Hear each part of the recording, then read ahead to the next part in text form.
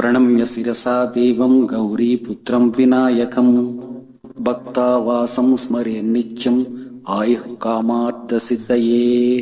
प्रथमं वक्रतुण्डं च एकदन्तं द्वितीयकं तृतीयं कृष्णपिङ्गाक्षं गजवक्त्रं चतुर्थकं लम्बोदरं पञ्चमं च षष्ठं विकटमेव च सप्तमं विघ्नराजं च धूम्रवर्णं तदाष्टमं नवमं फालचन्द्रं च दशमं तु विनायकम् एकादशं गणपतिं द्वादशं तु गजाननं द्वादशैतानि नामानि त्रिसञ्जं यः पठेन्नरः न च विघ्नभयं तस्य च सर्वसिद्धिकरं प्रभो।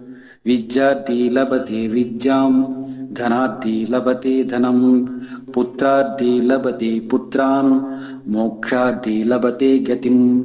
जपेत् गणपति स्तोत्रं षड्भिर्मासैः फलं लभेत् संवत्सरेण सिद्धिं च लभते नात्र संशयः। अष्टाभ्यो ब्राह्मणेभ्यश्च लिखित्वा यः समर्पयेत् तस्य विद्या भवेत् सर्वगणेशस्य प्रसादतः।